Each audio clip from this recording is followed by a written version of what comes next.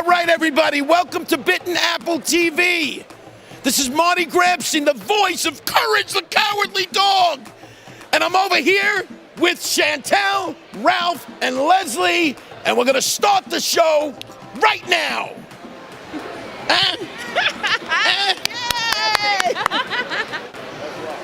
Hey guys, this is Cadma here from Bitten Apple TV in conjunction with It Came From The Radio. Now I am here as Neelu down at Great Philadelphia Con in the city of brotherly love.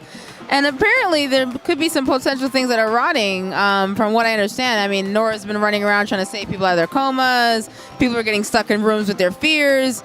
But there's something certainly rotten around here. So David Hayes, would you like to tell me what's going on? I can. Can I show it to you? Of course.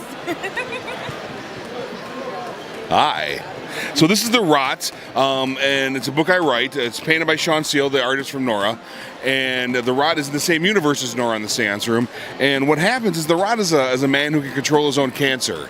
And he can project it out onto people. And he wants to do the right thing, but heaven's after him, hell's after him, the CDC thinks he's a plague. And lots of body horror, nice Frankensteinian sci-fi is really how it works out. And so we're building to a crossover that we've talked about. You guys have probably talked about before. Yes. It's with Nora in the Seance Room and The Writ. That's going to be next summer. And it's going to be pretty cool. I don't want to give too much away, but The Writ kind of powers the Seance Room, and the only person that can get him out is Nora. I'm sold. Please just take my money. Or just some, because I can do both. So what I want to know is, as the writer, where did you come up with the concept of your protagonist there? Like, where did that really come from? 'Cause that's very unique, and I'm pretty sure anyone watching has not heard that before. So, it's dark, so it's a pretty dark place, and Sagittarius, we'll get along fine. And so there's some family issues with cancer, and we were dealing with, and I wanted not to make it a positive thing, but is there a use for this? And so what the character struggles with, and what hopefully the reader struggles with, is finding a use for this thing that he can do. It's a horrible thing, a horrible, awful thing, a terrible ability to have and not be able to control. So what do we do with it? And that's kind of where that comes from. So it sort of explores where people are in terms of faith, in terms of society, and in terms of this awful thing that we have to cope with. What can we do? oh my, that's actually very realistic. I mean, everyone at some point has known someone who has, gone through that, or unfortunately lost people. Like I've had some uncles and stuff like that. So it does become a little intense when you're like, if you could do something with it, how do you use it? What do you do with it? Right. It depends. The Writ himself is a former prisoner who went through the experiment, of course, to kind of get rid of the cancer he got. But while he was in prison, he really became very zealous and found God and a bunch of different things. So what this does is augments everything. The zealousy, the cancer itself, his own criminal nature, and we're morally and ethically dipping in between what's right, what's wrong, and maybe changing ideas of what's right and wrong too. So let me ask you this. Given his background, what is your favorite aspect of your character then? The favorite aspect of this character, it's a physical one, because I still struggle, morally and ethically with questions like this, but he can control the dead cells in his body. And so it's kind of a metaphor for what he is and what he ultimately is going to become. So he can control his hair and his nails and things. So it's a horrendous appearance. So what he does is, he inadvertently kind of manifests himself from the inside on the outside. So in a lot of the work I do deals, the major themes are body image and things like that. There is a plus side to it, though. He could win, like the Guinness World Record for things, There's money in that. We just recently did a Ripley's thing with people who had the smelliest feet, and a kid won $2,500. I was almost jealous, but then even I was like, I don't know if I could do it. I think that my niece could win. She's 13. She's got some smelly ass feet. Well, yeah, they have the contest, so put her up for it. Apparently, the winner was Ben Goldsmith, the writer of Seance Room, could win, because I've spent time in a hotel room with him, and if 2,500, that's like twice his yearly income anyway. That's amazing. Oh my God, I love you guys.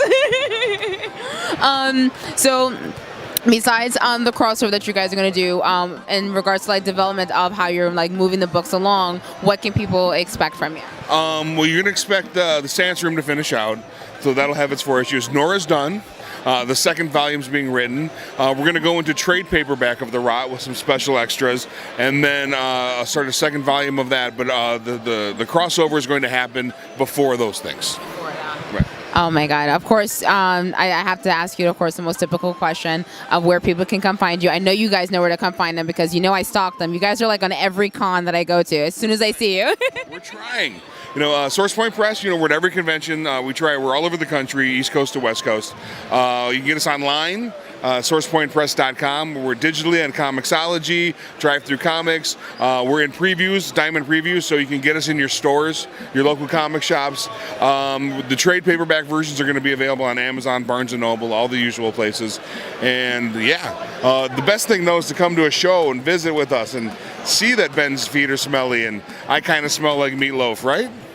No, not so much. I mean, but you may have the sense of a fistful of dead folks. Oh, that's a good one, too. A fistful of dead folk? Why? What could that be? I don't know. Do tell my viewers about this as well. Fistful of Dead Folk, it's a novella, so it's not a comic. You can see it's actual real words for us big folks. And novella as in like, ay, no, Pedro, te amo. Then someone goes, ¿qué? No. It's not a novella, it's a novella, as in short novel. But it's prose. It's illustrated by Don England, who's a horror illustrator. It's a weird Western. It's set in the 1870s and a zombie attack on a small town. It's a lot of fun. It's also written by Peggy Christie. She wrote this with me, and she's a wonderful horror writer from Michigan. Do you see what goes on in this man's mind? We got powers that we have to question if we really want them. And then a fistful of dead folk. Like, you are awesome, David. You're very awesome. Make sure you guys tune in, check out, and stay in tune with Source Point Press. I mean, obviously, they have everything that your minds are keen and just craving to know. Thanks. Sliders. Exactly like sliders. Bye. Okay, I'm kidding. I really like Source Point, so we're not going anywhere. Thank you for still staying tuned. Rotten Tail, David. Is Peter Rabbit upset? So long since we've talked. Tanto tiempo. What I want to know is Peter Rabbit gone mad, or what's going on, or like what's? I like bunnies, but I'm starting to wonder if I should like them. You're probably wondering what we're talking about. We're talking about this. So what this is, it's a Rotten Tail. It's a giant mutant Easter bunny, essentially, is what this is. Peter Cotton is a fertility researcher, and he's developing a serum so infertile couples can conceive based on rabbits. But the government takes it, tries to make a super soldier that can breed in the field. He tries to stop it, gets bit, serum, all bad things happen. You've read the Hulk, you know what happens. And he turns into Rotten Tail. And he goes back on a hopping and chopping to his town of Easter Falls for vengeance from his youth. It's a graphic novel, of course, 60 pages. It's pretty cool. Kurt Belcher did the art. But the best part is, it's a movie. We shot this in Arizona last year from a screenplay written by me and the director, Brian Skiba. It stars Corey Nemec from Parker Lewis Can't Lose, SG-1. Dominique Swain from Face Off is in it. Who else? Billy McNamara is also in it as well. And it's a feature film. It's going to be out in October of this year, October 2018. We just signed with Paramount, so it's going to be in theaters. I'm super stoked about it. And you can get the graphic novel and be the first kid on your block to know the story before the story, which is cool. Everyone wants that bragging right, so just get the book and then prepare yourself for October. Because if I had kids, I'd have to feed them, and this is how I feed them. You don't want my kids that don't exist to starve, do you? That's shameful. Don't be that rotten. Thank you so much. Not a problem, thank you. Who loves bitten apple? Oh, Kel loves bitten apple. I do. Ooh. The bitten apple, y'all.